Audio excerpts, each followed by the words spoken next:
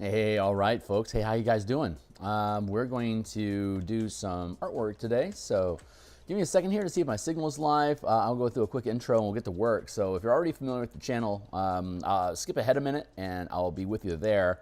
Mic check, mic check. Ahead a minute and I'll be with you. Sounds like the mic check's coming through A-OK, so I'm going to drop that volume down there and grab up the link here. I'm going to like I said, I'm going to do some social media postings here real fast, and then we'll get to work. My name is Phil Kearney. Hey, how you guys doing? I create role-playing games, I illustrate them, and I publish them online, and I am creating an adventure for Dungeons & Dragons 5th edition in the Eberron campaign setting called Crystals of Mabar. It's for characters 7th or 8th level in the Carnwood of Karnath on the continent of Corvair. You're fighting necromancers and undead and demons in a manifest zone to the plane of Mabar, the Endless Night, that's created artificially by a ritual the Emerald Claw cultists are performing, specifically to terraform some of the forest into a Mabar landscape that they can harvest for exotic materials to make lots of money and gain repute among their peers. So status and wealth, the classic trope coming at you. So let's see. We're going to do some artwork. We've been working on this for quite some time, and we're at the point where we're building stuff. So if you think this stuff is fun today, like, subscribe, hit the bell icon for notifications when we're live in the future. All 405 episodes are in this playlist here. Good luck in going through all of it, but I talk about a ton of stuff over the past 2 years while we've been building this. Here's my Discord. Here's my Patreon. Here's a ton of books that I've already created that are on DMsGuild. I've been creating content on DMsGuild since 2018. I've been an Eberron enthusiast since 2004. I've mixed Eberron in with Spelljammer and Planescape pretty much since the jump, and I've been a freelance illustrator since 1999 and a DM since 1987. So, but I've never published an adventure. So this is a first opportunity for us to do that. I'm going to push all these dudes out of the way so I can create some space for myself to build with. Blip, blip, blip. There you go. So let's see.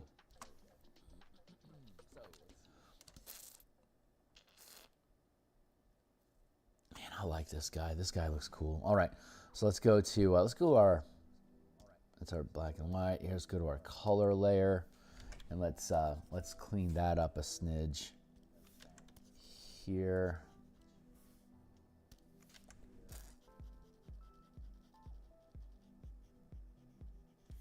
Oops, I need to get rid of that front fog effect. There we go. I stream 10 times, I guess it's 10 times per week currently. Monday through Friday in the mornings like this. I do artwork for whatever my primary project is. Right now it would be Eberron, like we're looking at. And then on Mondays and Thursday nights, we stream whatever I want to stream, basically. Some sort of art production or game design ideas. I'm going to try an early morning Saturday stream as well. And hold on, I want to grab this dude's head.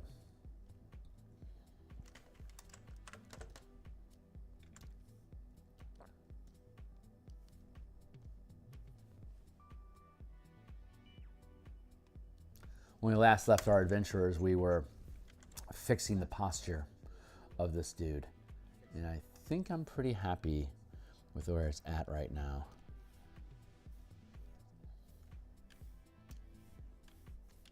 This is by far the worst that we've done.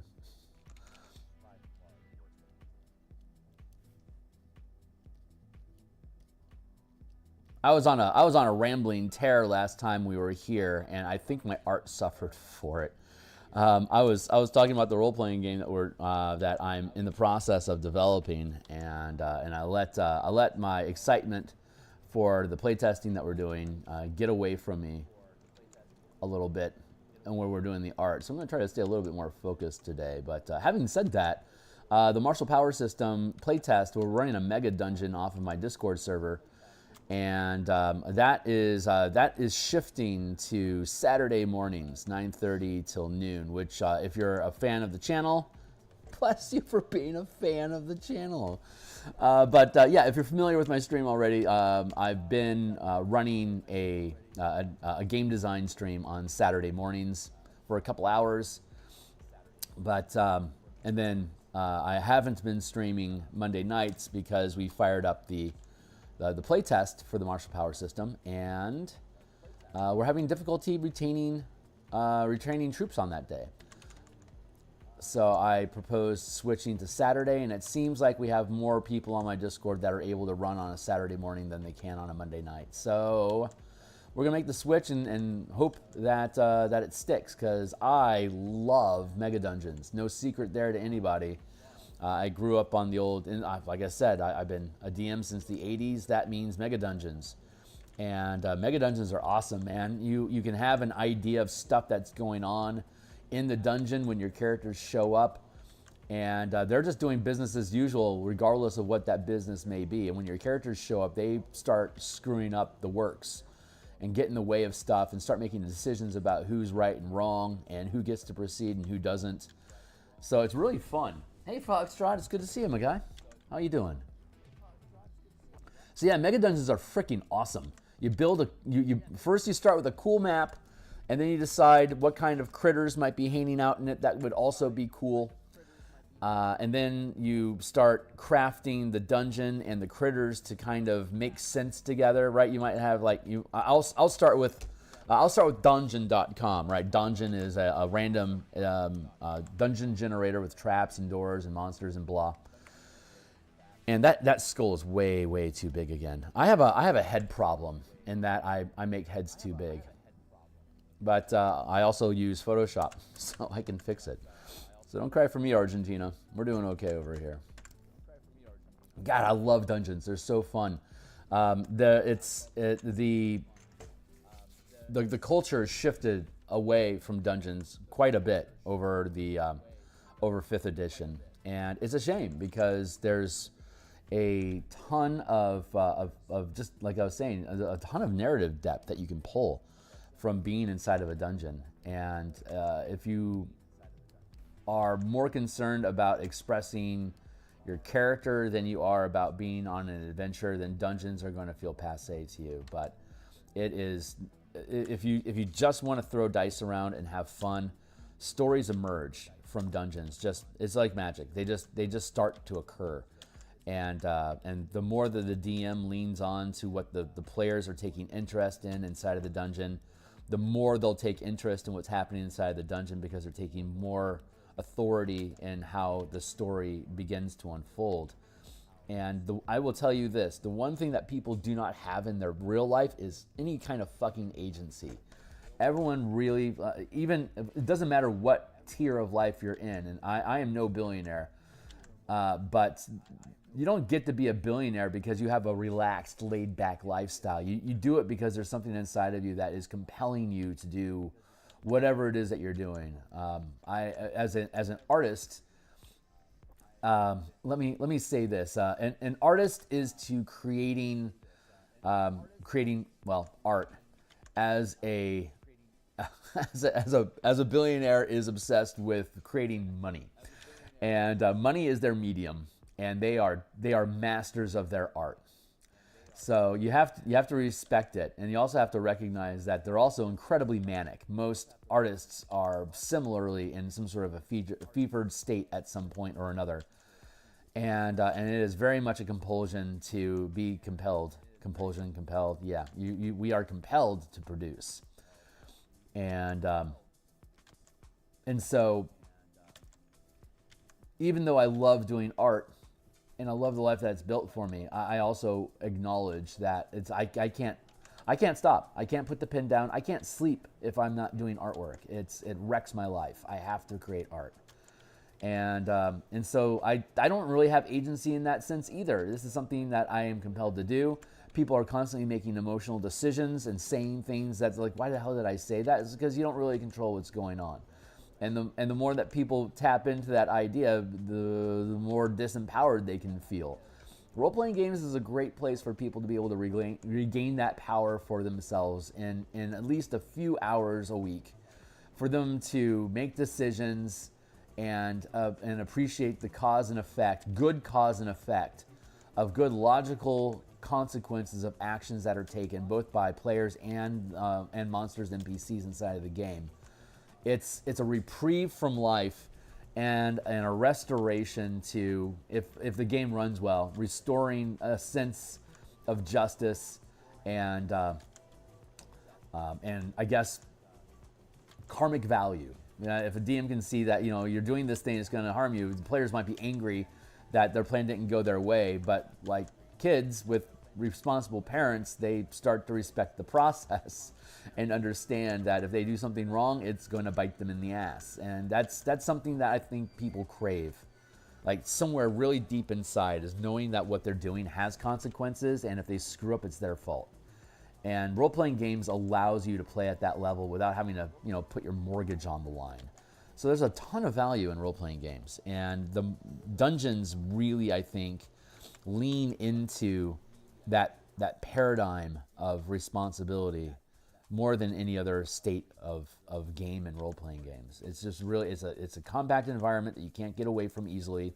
You have to deal with the situations that arrive inside of it.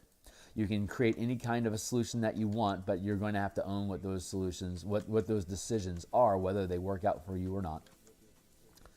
I'm going to resculpt this cage here real quick.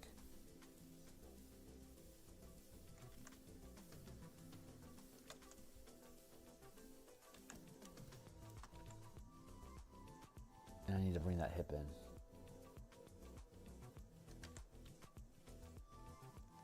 So yeah, love Mega Dungeons. Super fun.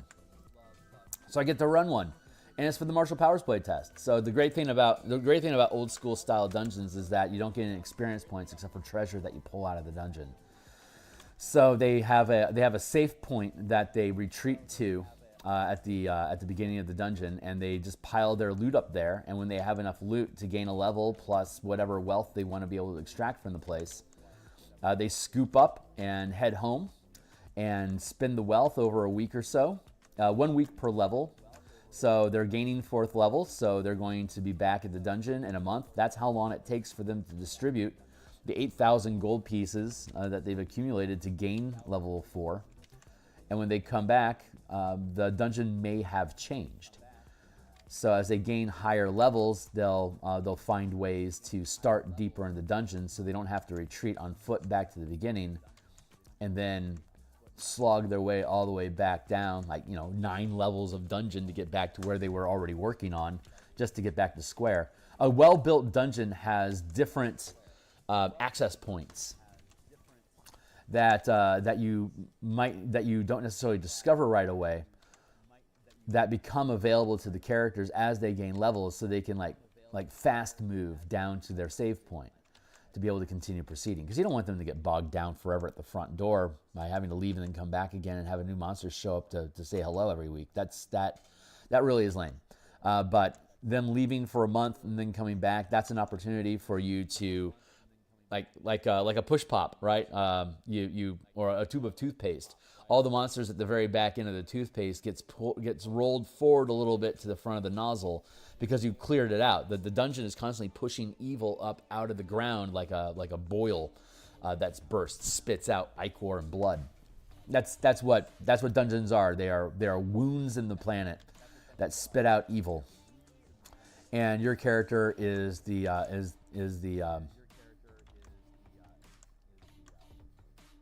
hydrogen peroxide that makes it burn. So it is a worthy task that you perform, good adventurers, to tear that place apart. I'm gonna make a hand like this. I'll put a sword in it when we get to it.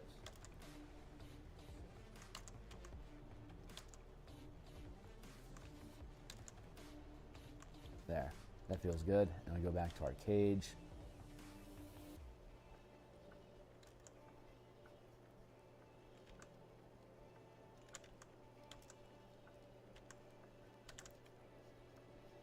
So that shifted to Saturday mornings instead of Monday nights, just because it seems like the folks on my Discord we've got more people that are able to volunteer time Saturday morning than they can on Monday nights. So for the health of the project, got to shift the day. I really like gaming on Monday nights, but I also always love streaming Monday nights. I've honestly been looking forward to returning to Monday night streams, and I'm not necessarily happy about the circumstances that led to it, but again, I am not in charge. I am just here to appreciate the things that happen in my life until I don't have any more moments to appreciate. So cheers to that. There we go. That feels better. So today, like I said, we do we stream on either Monday or Wednesday, depending on when I play D&D at work. But otherwise, so either Monday and Wednesday, Monday or Wednesday, plus Tuesday like today, and Wednesday and Friday.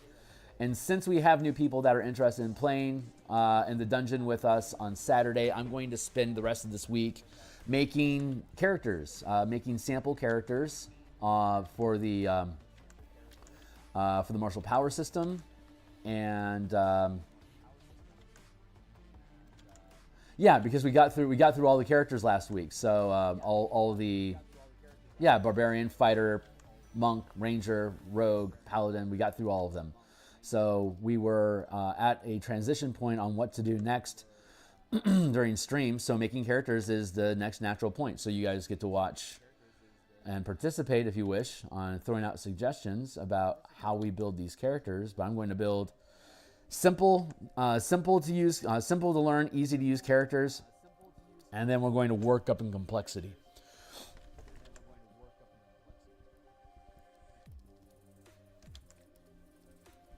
So that'll be probably like around, that'll probably be like in 6 hours from now. I'll probably be doing that, depending on how my workday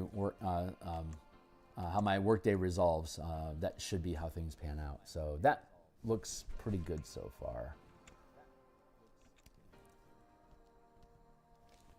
Let's shift that to there. We'll have a sword and skull. Earth. I see text. 1 second.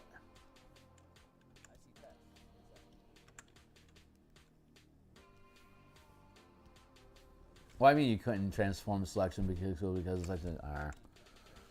There. How about that? Thank you.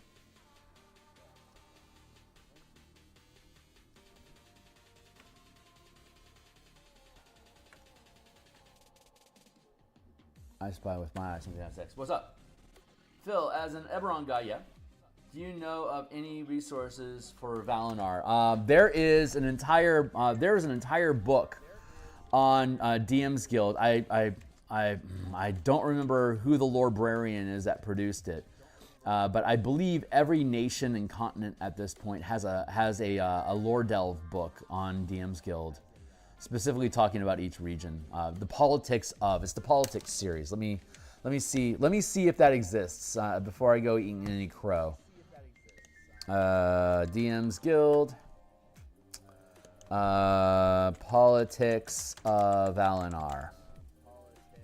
There you go. Politics of Valinor.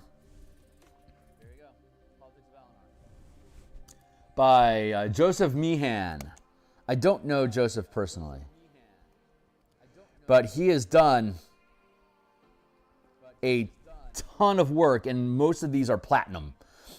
So people believe in his work.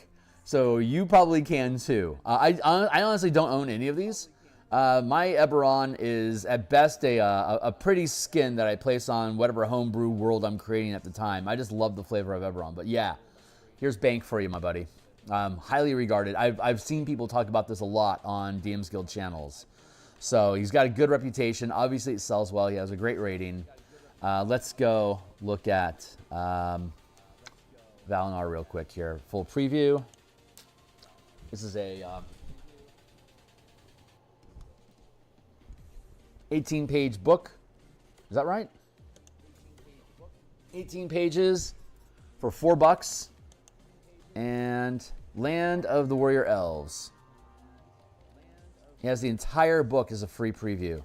That's my philosophy as well. He's obviously a librarian who wants to share information and trust that the work that he produces is worth it on the back end to you to consider paying money to him, to encourage similar behavior. That's exactly my philosophy. So cheers to you, my dude.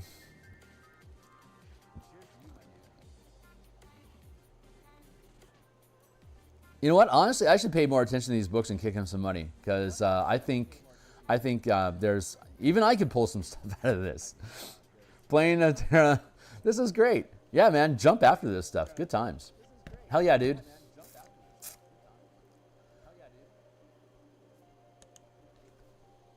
I have an affiliate link that gets me a percentage of sales when it happens, but I'm not good at using it. So that one's to you, Joe.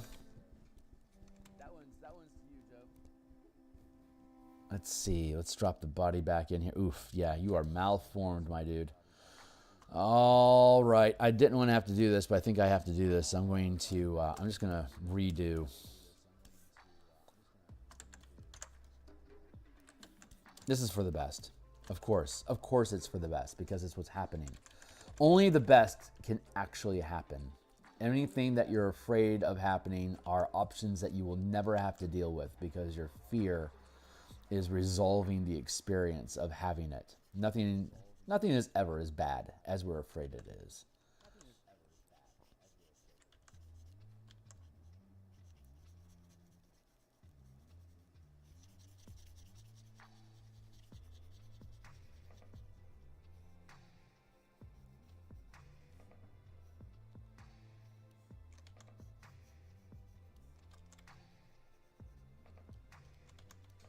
Just dropping some structure in here.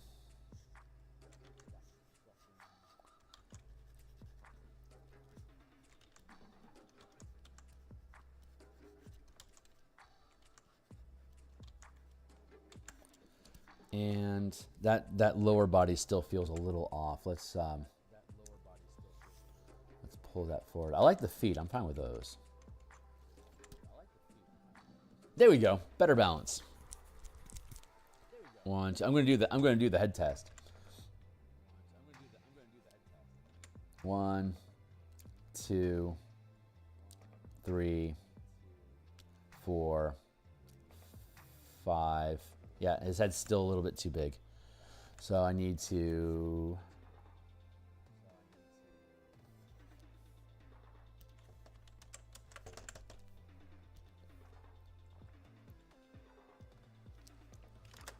bring that down a bit.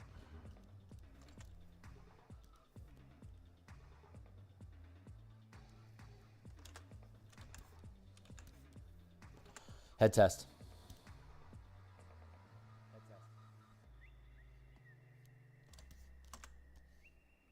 One, two. Still a bit high. 3, 4. Still a bit low. 5, 6, 7. Okay, better. But the next thing we need to do... There. I bet that's going to resolve all circumstances. 1, 2. Still a little low. It should be... That should be mid-chest, not sternum. Past sternum. 1, 2, 3, 4, 5, 6. Yeah, still a little low. Let's see.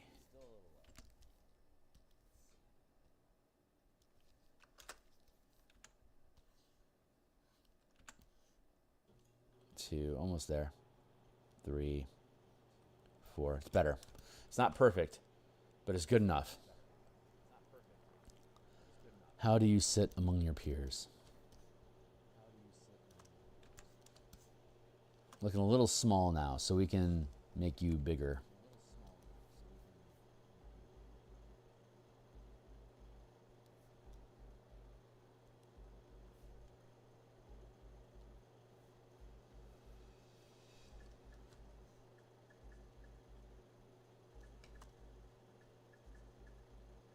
Huh. No, you know what? Honestly, now the head feels small.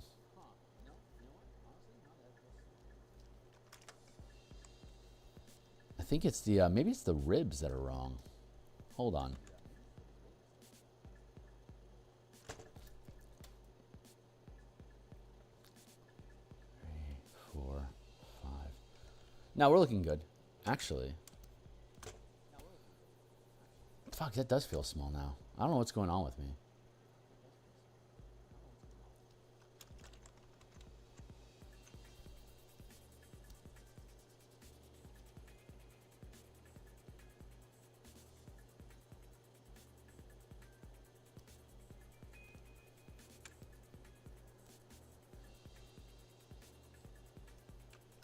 There. That's what I needed to do. It was he was who was out of proportion. That feels better.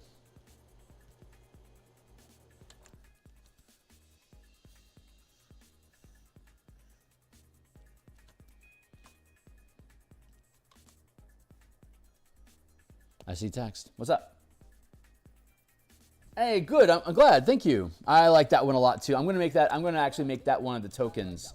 I had different art for the moss covered creature, but it looks horrible compared to this. So I'm really glad I'm taking the time with this particular piece because we're extracting value from it, like for reals. Let's go here.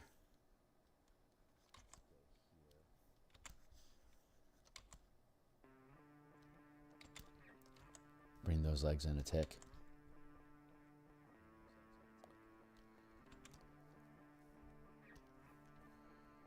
And blah, blah, blah bigger.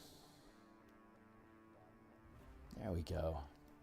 See, like, this guy's skull is freaking, look at that. I've got this head issue going on. I don't know where I picked that up from. But it's taken a while for me to correct it. I mean, with the Yugoloth, it's okay. Yugolovs are weird. Yeah, I got to bring that guy's skull down too. But we'll get to it. This feels proper proportions now. Let me get the full.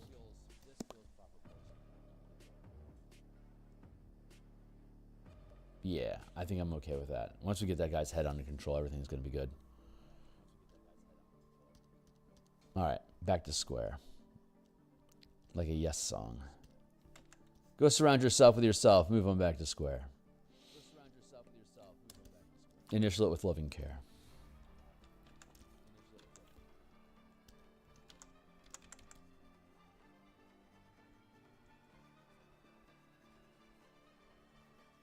Do, do, do, do, do, do, do, do, do.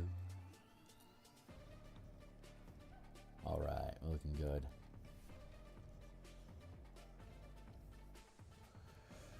I feel my I have some corrections I need to make on the Spelljammer book that I built because I can I don't have to do a lot of updates to make it comply with 2024. They were already starting to leak mechanical language about 24 when I was doing the final sweeps on the Spelljammer book. So it feels pretty good the way that it's built, but I need to improve the amount of repair that spells do to stay compliant with the upgraded healing that they gave to spellcasting in general. As we treat ships as though they are like a wild shape form or like a polymorphed, like the pilot is polymorphed into the ship. That's how you gain control and can operate it by moving, like by willing your body to move as though it were a surrogate body of your own.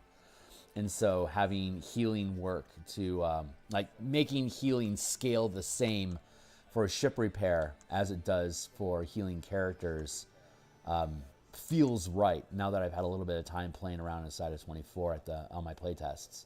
So I need to upgrade that, which means I need to make the freaking time to upgrade that. So maybe that's what I'll do on my early morning Saturdays when I try to wake up and do that. If I motivate myself by saying I get to fix my Spelljammer book if I get my ass out of bed, maybe that will get my ass out of bed and I can do it. I'm kind of looking forward to that, to be honest. By the way, I like the Spelljammer. Oh my God, thank you. Thank you. It's I'm really, really proud of just the mechanical development of figuring out how to work scale, like to be able to smoothly scale from the 5 foot to the 50 foot, 500 foot, 1 mile, 10 mile scale, like that scaling system, the movement. Only Spelljammer really allows me to capitalize on that at a grand scale because of how the fantasy of ship space works with being able to move, 10 million miles or 100 million miles per day, but also being able to stop on the dime. So I like that. I like the inertia system that penalizes you for the reason I had to create the inertia shock system is because to allow a pilot to be able to go from 0 to 10,000 miles per round, there has to be an impact. Otherwise, you're going to be able because ranged weapons can only target up to a mile. Ooh, shit! I just completely froze. Fuck, completely just froze up. Okay, cool. That was scary. Yeah, if you can, because there's the movement is so dynamic and meant to be very action oriented, so that you can create action scenes easily with it. So making it a saving throw, if you increase momentum too quickly, making the pilot take a saving throw or get stunned for the rest of the round is a way to keep your characters from being able to bounce away from threats, because you can only attack things up to a mile away, but you can move 10,000 miles per round. So the way that you minimize that is by forcing the ships to stay close to each other and not be able to yeet away from each other too easily. Otherwise, you have this yo-yo effect where I'm going to bounce away, and then on my move, I'm going to come back in and pop, pop, pop, hit you with attacks, and then fly away again and be out of range so you can't retaliate against it. That's also where pacing came from. So as a reaction, when a target moves away from you, you can use your reaction to keep pace with them. Because the ships can move at a speed that's so dramatically faster than the range of attacks with weapons, you move so little in comparison to the capacity of the ship to be able to use a reaction to move a couple hundred miles to keep pace with your opponent. That's not unrealistic with what the system can do. So everything is designed around allowing you to really maximize the fantasy of pursuit in space and flying at high speeds and exploring the multiverse, but still be able to keep encounters dangerous and have a stickiness to it without being forced to stay like a high level character that can hit a high saving throw can start eating like that, but the opponents that they're going to be facing are also going to be able to keep pace with you and just chase you. So we had to develop the pursuit mechanics to make sure that those made sense. So that's more fleshed out than pretty much what was in the DMG at the time. And I think I'll have to take a look at pursuit mechanics again in the DMG 2024. But yeah, for the most part, I'm really proud of how that book is built. And it really opens up the door to a lot of different styles of play that aren't expressed in 5e, but could be if there was clever rules provided to do so, which I will humbly submit. I'm figuring what those rules are. I'm figuring them out. So I appreciate that. It makes sense, but your scales are scalable. I mean, yeah, exactly. It's everything just all you gotta do, like in the diagram that I showed, that's literally how I ran my game in Roll20. That I would just partition the board into different sections, and over here we're at the 5-foot scale, over here at the 50-foot scale, and over here at the 500-foot scale. And the 50-foot scale is typically, unless you're running your adventure at the 50-foot scale, like with Fightercraft, you can pretty much bounce between 50 and the 5-foot and the 500-foot scale. And the 500-foot scale is often just self-referencing, like it's only 500-foot scale while you're within range of another ship within 10 squares. That's your range of combat. So it's all very well contained, and it doesn't require a lot of fiddling. And plus, I like squares over hexes in general, just because that's how combat works. So since you can scale that stuff up to almost anything, it's really yeah. Thank you for the compliment. I am particularly geeked out about that particular aspect of it, if you couldn't tell. So again, yeah, thank you. I'm really, really proud of that book. It is by far some of my best work. It took 2 years for us to build that, and God, it was worth the time. Very much worth the time invested.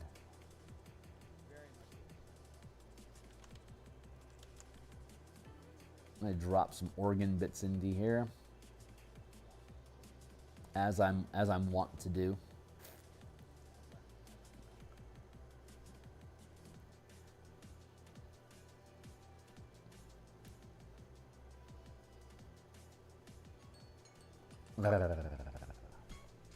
So, yep, and bringing over those rules to our long-standing. Oh my shit! Nice.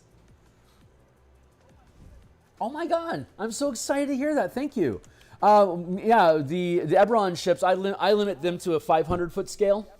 So like overland movement over the course, like so it can go from 5 feet, 500 feet, 5 feet, 50 foot, 500 feet. So you get that sense of space. But limiting airships in particular to the 500-foot scale gives you 500 per round. I think you can do up to, like, you could potentially do like half the planet in a day if you wanted to bring it down. If the 50-foot scale is sorry, that's right. It's the 500-foot scale equates to 300 miles per hour of movement. So it's not per day. It's you can do in a 24-hour period of time. 300 miles per hour, 24 hours, roughly 6,000 miles. So if you're flying constantly, you can do global stuff. It allows you to get across a continent or a nation very quickly. And still at the 50-foot scale, it still allows for good combat engagement. Yeah, there you go. So that's my recommendation, just slowing them down to the 500-foot scale. And like vehicles, like in Descent into Avernus, like the Mad Max trucks that you can pilot in Hell, I limit those to the 50-foot scale, but otherwise they operate the same. Like when we were building the mechanics, we used Descent into Avernus as our template, or as our backdrop to run the campaign. Let me geek out at you here for a hot second. Roll 20. I've got 7,300 hours logged in Roll 20 since 2013. It is by far my plane of choice. But we still have the Descent into Avernus campaign live. And restore game.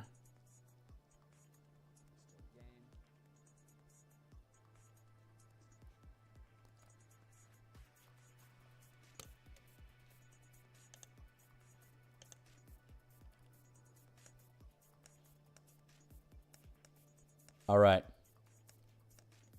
Here is Avernus straddling Hell. It's a hot mess right now. But here's the full city of Elturel, and here's the river Styx at it's sprawling. These are 500-foot squares. There's 6 chains. There's 4 chains on each side that pin Avernus to the river Styx. These are units of armies of undead and demons and siege machines that are scaling up the chains to get onto Elturel. And the characters over the course of the playtest acquired various troops, like the paladins that you can acquire. They got Mad Maxine to help them build fighter craft that could fly. In the end, they ended up getting access to a giant scorpion that they converted into a scorpion ship, of course. So they were able to, at the 50-foot scale here on Elturel, they were able to engage these units of demon hordes and zombies. Here we're looking at a flight of imps that I'm showing as kobolds here.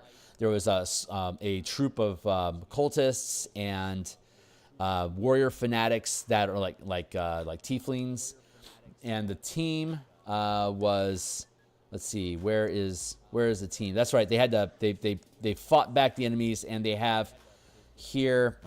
This is sloppy. It's been a while since I've looked at this, but their base of operations over here. Yeah, this is where the capital is at. So they had gotten a bunch of, this is where the Capitol building is at. And so they have, we have this get out of the way. We have this representing their assembly of trebuchet. And trebuchet have a 1,500-foot range, which is 3 squares, 1, 2, 3. So they could create a perimeter along here that they could barrage enemies with, basically like artillery barrage and kill troops. So they were able to create a stopping point along here and along here to keep the demons from rising on the chains, while the team was flying around in little in their hovercraft, the infernal war machines that are like 15-foot or 20-foot squares. They had Mad Max. They went and attacked the Hell Hornets nest, which are large-size hornets, and they defeated the hornet nest. They dragged it back with them. And then Mad Maxine, the nightmare hag that is a mechanic, was Dr. Shivago welding the wings of the wasps onto their infernal war machines, so they became VTOL helicopters, right? Like Dune, like the dragonflies in Dune. They'd flap their wings and they'd take off. And there were gunboats with wings. So while the demons were attacking the city, there was an earthquake that was happening, and a 100-foot purple, or in this case white worm, was digging through the city to cut it in half. That's where this fissure here is at. It was split in twain because of the weight of it straddling. It cracked the foundation here. And this last little bit is the only two things that are keeping the thing secure, and there's a lot of pressure there. So they have this massive 100-foot worm boring through that last bit of rock, and when the team found out that's what they're doing, that launched them into a side quest, pardon the pun, but they were side-scrolling. Here's their characters flying around inside of the 50-foot scale. Where's their VTOLs? But yeah, this is a side-scrolling dungeon. So the dungeon itself was 50 feet wide, but it's all side-scrolling. And since they have VTOL ships that can maneuver in 3 dimensions, this is... Oh, there it is. There's one of the VTOLs. It's a distorted... It's cheap. They're cheap. But this is one of the Marauders, I think is. I forget what they're called offhand. It's been over a year since I've played in here, but yeah, they're 50-foot. They fill a 50-foot space, right? So they could attack this thing, and in this circumstance, it swallowed their ship because their ship is only a 15-foot space, and this is a 200-foot worm, so it can swallow something 1/10 of its size. So it ate the ship. So they started using siege weapons inside of it until they split its belly open and were able to fly back out. I think they got down to like something like single digit, like under 20 hit points when they got out. So they almost got killed by it. And this was at 11th level, I think. And so they were able to basically split the worm open and prevent it from continuing to dig its way through. But this is the first example of a side-scrolling dungeon that I used, and I've used a couple of them in my floating islands in the Martial Power playtest, where they would be scaling the side of the floating island to get to the top where the buildings are at. So they were having to engage in this instead of being a map being top down, it was side view, and then like all this is open space, so it doesn't matter anymore unless you have flight. You can't move away from this single. Like if you can't fly, you're basically stuck in this square, moving up the surface. And then, like everything else that we do, we change our perspective. So now we can be on this map over here, and this is now a top-down view, looking at the side of the island. And now you can move back and forth and up and down along the island here. But when you scale out, you can see that the character's actually walking along or climbing along the edge. And if you have hover movement in your ship, you can get knocked off of here. It doesn't matter. You can just fly out here and attack stuff too. But then they had to fly down into this hole that was created, that they found, a rift in the side, and this is the water line where the worm crawled up out of.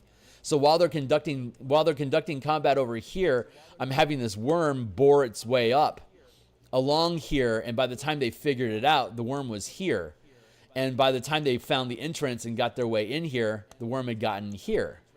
And so it moves one square, and then they're able to make some movement, and it moves another square, and it starts chewing on this area.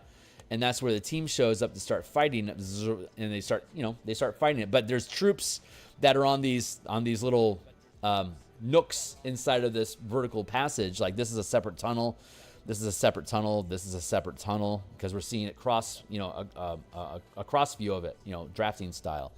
And so these guys are set up to it. So like when they tried to come through here, they were being attacked by these siege units, magical ballistas, a swarm of imps, and then winged kobolds that were attacking them for trying to proceed. So they had to navigate around them or deal with them to get to the worm, and then that stopped the worm. And when they stopped the worm, that's when Zariel showed up. And Zariel's flying blade is a 400-foot structure. So it sits inside of the space that a Spelljammer ship would normally have. This is the size of the player's ship in comparison to the flying blade. And that blade does like, I think it was like 2d6 times 100 damage. No, d8 times 100 damage is the damage that blade does. And you can see it here skipping along the ground because it can just, like a lightning bolt, it can just cleave across the ground doing d8 times 100 damage to anything that it cleaves across. So it would just absolutely wreck ships and troops and armies that it would cleave through very easy. But then when you start getting to larger structures or larger vehicles like the Scorpion ship that they have, it actually had to engage with them in Spelljammer combat, and that was a lot of fun. Here's the diagrams of the fighter craft that they were flying. This was the Tormentor, that was the name, and this is the Demon Grinder here. The Demon Grinder was 15 feet wide by 20 feet tall. This is the helm. These are mounted weapons. This is the Chomper that deals melee physical damage. Melee damage. This is a siege weapon. That was the Wrecking Ball off the back of it. The Tormentor only had 2 mounted weapons, Harpoon Flingers doing 2d8 damage each. So it's really small scale, but this is only a 10 by 15 craft. This is a 15 by 20. And the size of the Scorpion ship here, you can see it's 5, 10, 15, 20, 25, 30, 35. That's like 40 feet across and like 80 some odd feet long. So they could have these little crafts. They could literally just mount them on the legs, just gripping the legs. So the team could just jump off of the Scorpion ship onto a fighter craft and then use a bonus action to attune to the helm and then fly off in the same round as a dash action or as an object interaction. So they use their movement to board the ship. They use their bonus action to empower the helm, and then they use their object interaction to get the ship up and flying. And then they have their standard action left over, either to dash or to actually begin combat right away, depending on where they're at. So using that, you can easily have fighter craft that are just on hangars or basically mounted to your ship, waiting for deployment. So, goddamn, that was super fucking fun. So that's the playtest that we had run. They originally started off with the trucks on the ground. And once when Spelljammer was announced and we saw the basic ideas of how it works, that's when they were looking at the Hell Wasp. It's like, holy fuck, we could stick the wings on these things and make them VTOLs and start using our playtest mechanics for actual flight in Spelljammer while we're still doing our Mad Max campaign. And that was super fun. So anyway, I'm tangenting like hell again. I need to get back to work. But yeah, that's goddamn so fun. Really, really love doing that stuff. And now I'm very casually picking at the Monsters and Machines supplement to convert those fighter craft into mecha like Evangelion or Robotech. In my Spelljammer Eberron campaign, they have Veritech fighters that are transformable. So they can go. They have the 500-foot scale when they're shaped like a jet, and then when they transform into Gerwalks or into battleoid humanoid golem shapes, their maximum scale is 50-foot squares. So they can go 10 times faster when they fold up their body into the ship to fly fast.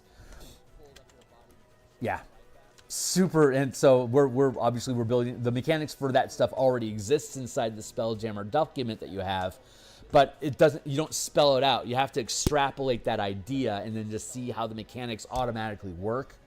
Because humans are just creatures, and all the Spelljammer ships are just basically giant construct creatures.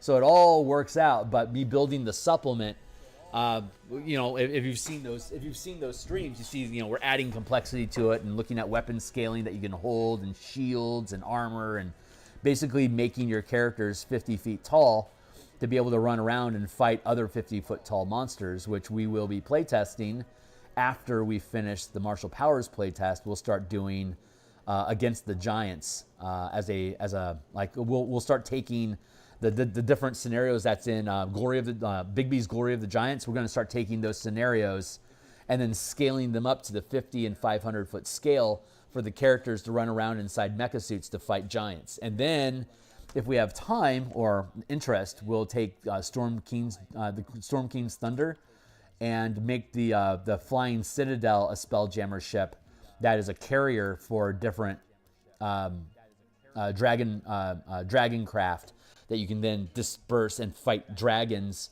as the adventure. Like that's the assume. Like the adventure assumes that you're going to fly in your castle to different locations to fight dragons to save the realm. Well, now you're going to be doing it basically like in Voltron style lion ships fighting the dragons. And so that means we can make the dragons not 20 feet, 50, 20 feet, 30 feet, whatever. And so we can make them like 500 feet or like 1,000 feet and really scale up the threat of these just massive threats to the point where you have to deal with them. And then it can, so basically Storm King's Thunder can become an XCOM style of game where you're flying your carrier to different hot zones, deploying troops to fight the threat. And once the threat is quelled, find out what's the next largest emergency, collect resources from the settlements that you have freed, use the city, use the flying castle as your bastion, and then upgrade its facilities to be able to lean into like the mecha garage, so like a workshop and a laboratory and stuff like that, so you can build an armory, so you can start equipping your war golems with different loot that you get from each dragon that you kill at the location, so you can start equipping with more and more magical effects on your mecha. So that's one of the things I would be interested in doing if I can make time to do it. But is the big mech in the fire giants are building that could land in an interesting encounter? Yeah, absolutely. So we'll be probably playtesting. I've got that playtesting, and I also have the Guild Delvers testing that I want to do. I've got a lot on my plate. I've got way too much stuff on my plate. Wizards should be paying me for this stuff. They kind of do secondhand by making the DMs Guild open for us to produce, but I need like 4 or 5 employees to help me get all this stuff done within a reasonable time frame. Otherwise, I'm going to be building this stuff until like 2030. Which is okay. I don't have anything better to do with my life, honestly. We'll get there when we're done. Yeah, that feels pretty good. Let's. But again, the whole reason I do all these things is because the 5e game engine can do more than what most of the publishers do with it. And I like 5e is my favorite game engine ever, so I like showcasing, and this is why, because you can do these things with it using the actual rules that are published in the book. Like I'm not making any, like all the rules that I'm basically throwing in are somewhere existing either in the PHP or DMG or Tasha's. I'm not completely reinventing the wheel. I'm just looking at it differently. Like you can roll it that way, but it can turn too. Anyway. What's a smug way of putting it? Wizards of the Coast invented the wheel. I invented the steering wheel. So, thank you for indulging me in my smugness. But I do it out of love. I love all of these things. Seriously, I love playing D&D. It's super fun. I've been doing it since the 80s. It's something about D&D specifically that no other role-playing game can quite scratch that itch for me. It's just it is unique in its narrative history. It's the folklore that, like, the lore of D&D itself, the way that it's developed, the roots of the game. I've been there pretty much since the earlier days of it. Not the very earliest, but I've been there for a long time, seeing how the game evolves. And us old long-tooths, we remember what the game was like. And some people are angry at how much it's changed away from the old school style, but I just see that it's changed, and with a lot of work, obviously, that I demonstrate, you can make those old world philosophies feel fresh and new with the 5e game engine. It just takes a will to do it and effort. So I just think it's totally worth it. And it'll all pan out to be what it's supposed to be for me in the end. But right now, I just want to get these ideas out there because I could get killed tomorrow, and that's that. So I share these ideas and then I build them out so you can see what I mean. You know, that's the dream.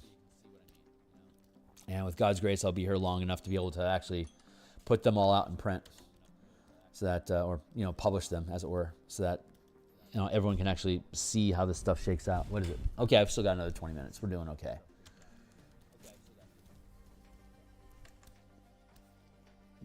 Guts. Gotta love them guts. Let's see. Let's grab another lump.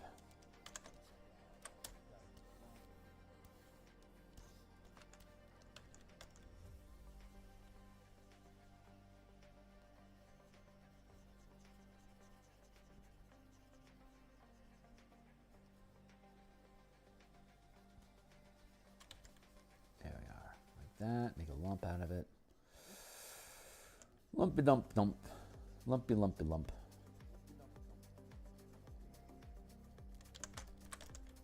I do like gore. It's fun. Another version of me in another world is making art for Call of Cthulhu.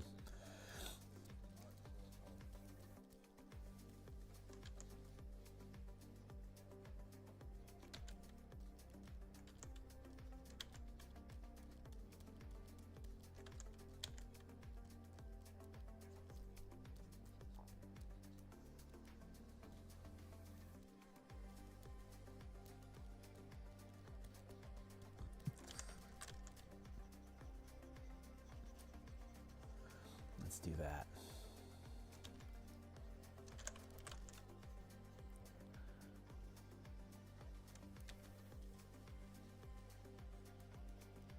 I'm gonna put fungus on this. There's gonna be fungus among us. It's gonna be fun.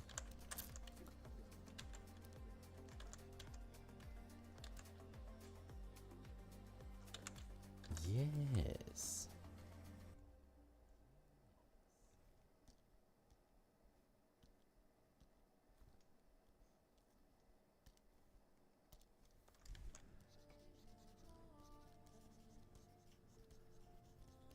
Put that space in there.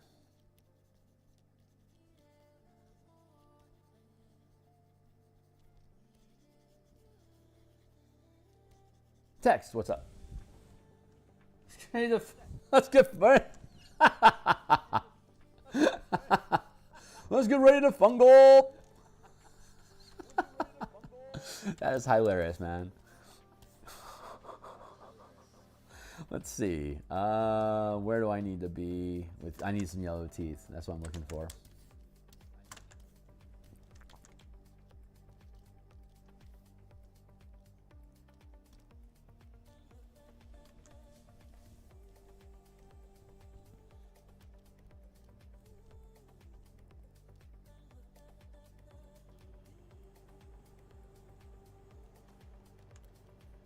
That feels good.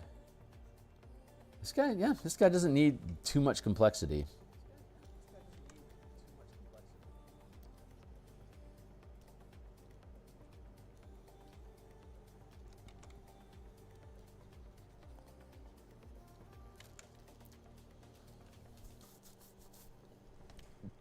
Nice. Let's grab these highlights over here. I'm gonna fill in that gap here. There we go. And then drop down here. Yeah, this guy's a hot mess. I think I'm just going to bind everything together. I think this is actually at a point where I can afford to do that. Duplicate.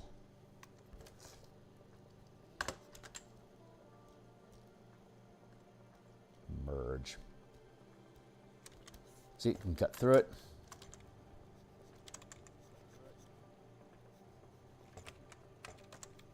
Here.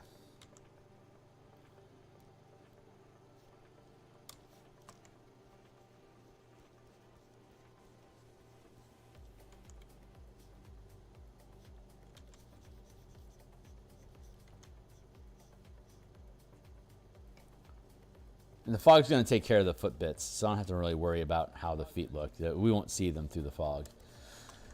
Comic book cheating. Gotta love it.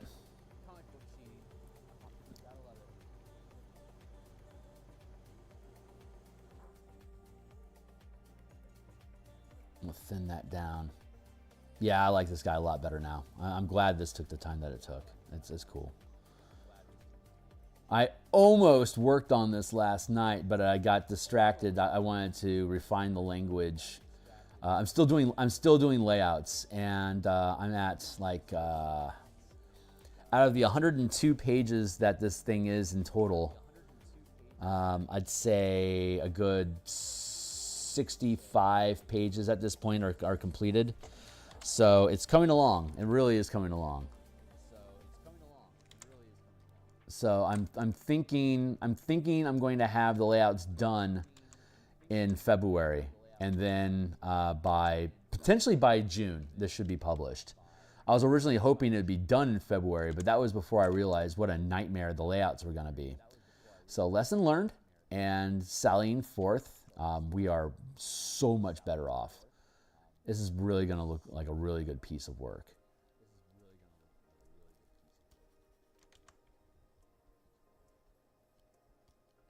And I'm going to be playing with the layouts, or rather the formatting for the free preview on DMsGuild. I might be having a complication with the horizontal orientation of this piece, being able to properly roll over, because when it's going to first pop up, it's going to be vertical, and I don't know if I like that.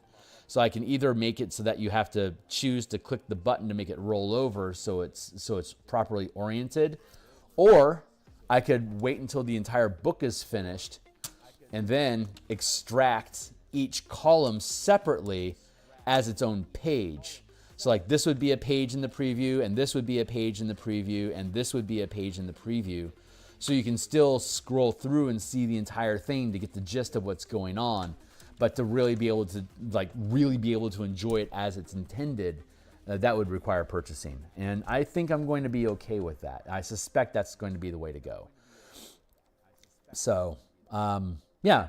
So even more so, I'm really happy that we've taken the time to break this thing down so like each separate column is its own complete thought. It might be an expansion of a thought spilling over from one column to the next, but they're natural breaks in the topic of conversation. So picking it up in the next column, logically, like from a workflow, it makes sense that if like this is the only page that you can see, this is a self-contained thought. And even if I was still talking about artifacts instead of illustrations over here, it still has its own internal logic about what it's talking about. So, and that's why it's taking so long for me parsing out the pieces to assemble them so that they can actually fit on a per column basis throughout the entire adventure.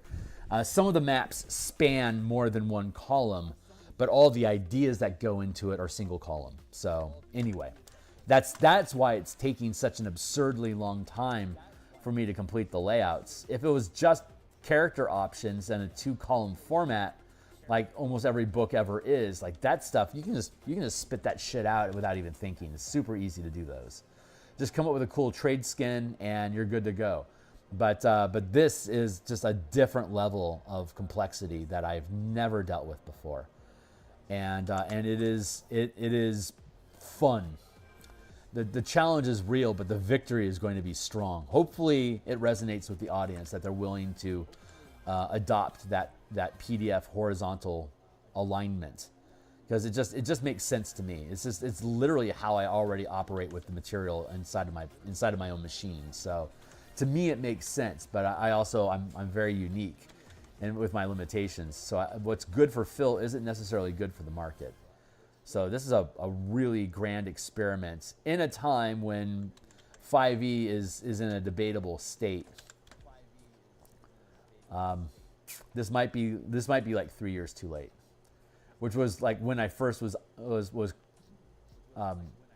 imagining this adventure in the first place. So like it may just be too late in general, but we'll see how things pan out. Obviously, I'm being compelled to do it, so it's the right thing for me to do. So I need to. I can have faith in that sense.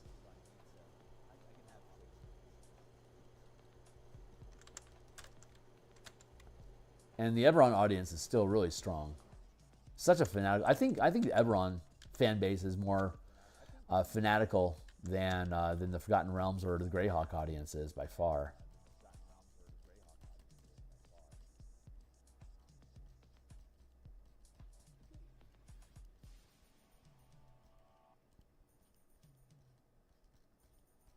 And I have one more adventure like this that I want to do. I only feel like I need to do 2 of them, but I've already ran the test for this before. Holy shit! Hold on, real quick. I'm gonna go back to DMsGuild real quick, and let's go to tap, untap, burn, core mechanics.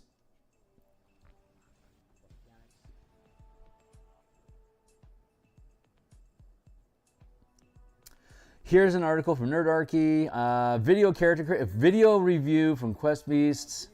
Here's a sample of the mana playtest. Oh, that doesn't work for some reason. Fuck, where is it? Oh yeah, Babies with Knives. Here we go.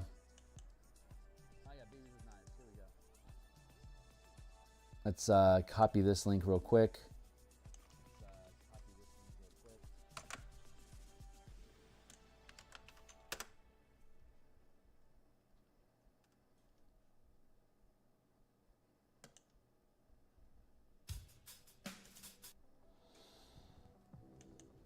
Let's see, Tap on Burn, Link, Frog Gods, Banff Productions.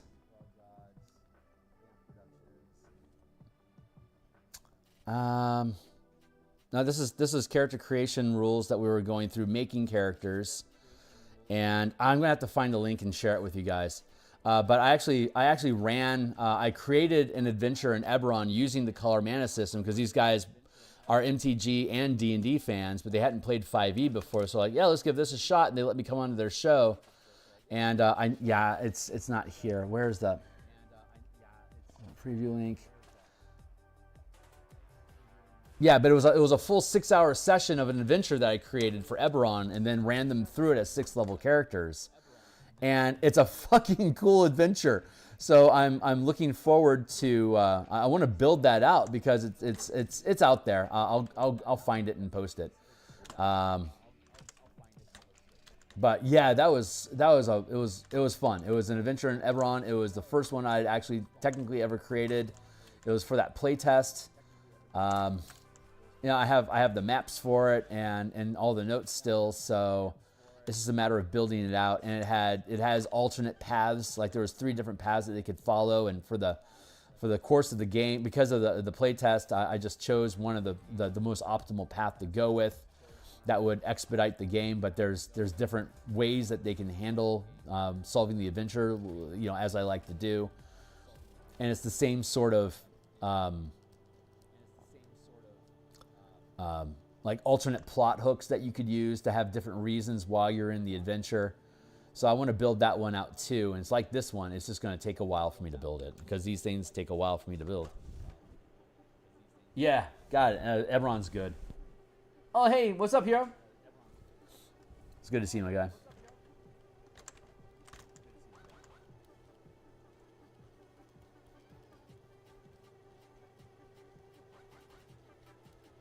Let's get that here.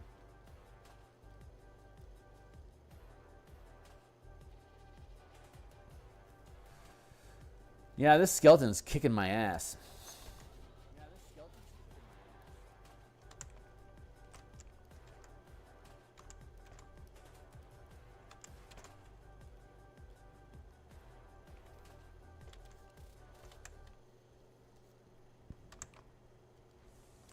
So far, so good, though. It's coming along.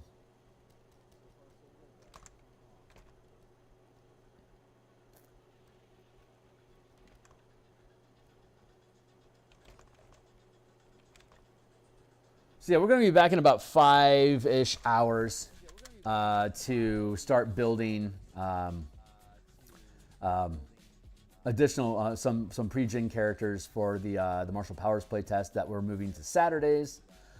Since we have new people that are interested but aren't nearly as indoctrinated into the system, are new to the channel, so they don't have the depth of history of seeing things get developed that other participants that have been tagging along the entire time are already well aware of. So I need to spend a little time. It's basically walking through character creation process to so that on Saturday, new folks can just grab a character and start running and make them basic so they aren't overwhelmed with the mana options that we provide and the breadth of powers that exist, but instead create very simple characters that lean more into the cantrippy effect of the combat masteries, and to give them a fat suite of feats that they can use right away, so that, you know, at 4th level they've got 7 powers plus the 2 bonus ones they get from their subclass. So we can give them a ton of feats, so that they've got everything that they could possibly want, and then give them the stat gain for the stat gain that they get at 4th level. Let's grab some of this. Start dropping some flesh on this guy. What's up? Well, then these streams will be for you. I'm going to start with a fighter, and because a fighter is really easy. We'll go with a barbarian next, probably a rogue. It shouldn't take long for me to build them because they are very, very basic. But then tomorrow, if I can get a few built here that are simple, like a barbarian, a rogue, and a fighter, and then tomorrow we can step up the level of complexity, and all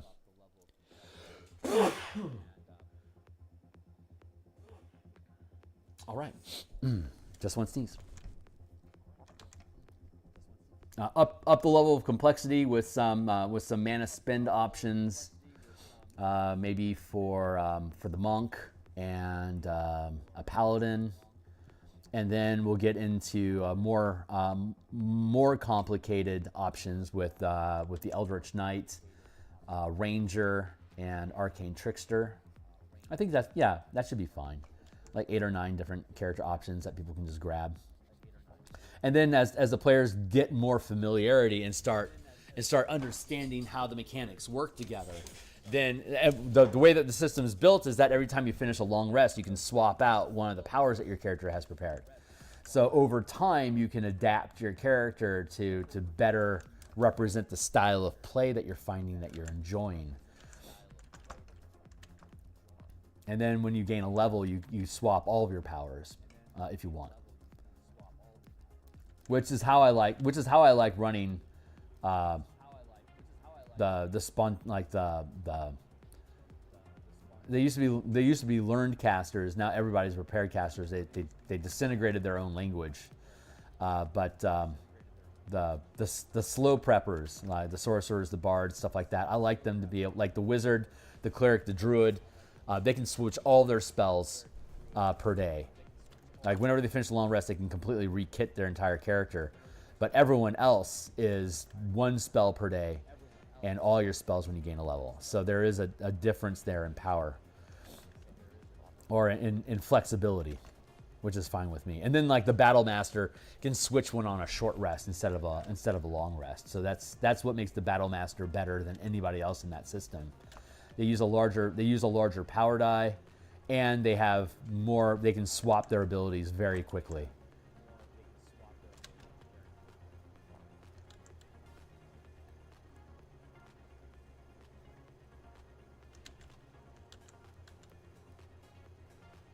So we'll be building feat-centric and damage-type characters. Feats, masteries, and damage is what we'll be focusing on for today, with different types of characters that can do it in different ways. And then tomorrow, again, when we come back, we'll continue developing more complex, and then more complex characters.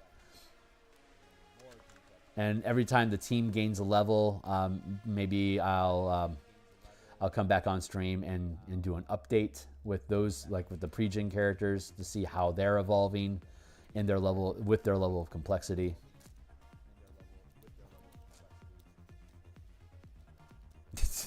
So I'm looking forward to it, and we're gonna have fun. It's gonna be fun. I love making characters. It's this martial power system, man. It feels legit. It feels like building characters in 3rd edition, and that is the thing that I miss the most. from 3rd edition that just does not exist in 5th edition is building your characters like a deck of cards in Magic the Gathering. It's so fun building different action loops and like economy kits to make the characters, you know, go burr. And it is time for me to go. I'm just gonna squeeze out a little bit of color here.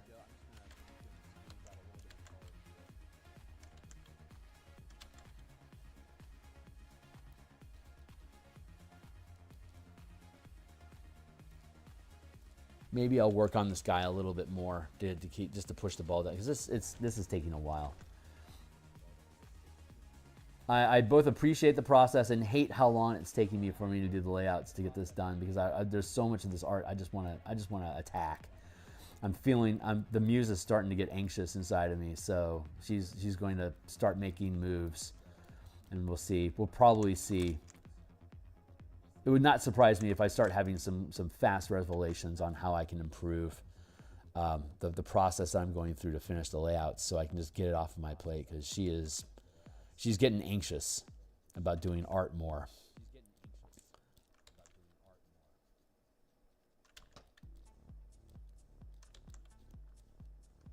All right, we're gonna pause here. We're gonna pause here, and we'll be back. Like I said, we're gonna be back in X hours, probably 5 hours, to start working on Martial Power Pregens. Get those guys put back in place. I feel like something has gone wrong. Yeah, this guy's crashed. Let's drop that, and then, God, I'm going to hope that everything worked out. Thank God. Okay. Yeah, we're going to put some of this fungus inside of this guy over here.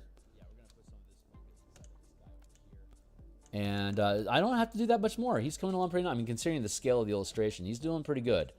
So we'll be able to drop some moss onto his belly, scrape up his legs a little bit, put a sword in his hand, and then move on to the next dude. There. There. All right, that's it for now, my guys. I'm going to see you all. Well, hopefully I'll see you all. I'll see at least maybe some of y'all hey, Steve. See you guys in 5-ish hours. So 1 o'clock Seattle time is my plan. That's 5 hours from now. If something goes wrong, I'll be on as soon as I can. So we'll see how my day goes. Later, guys. Thanks a lot.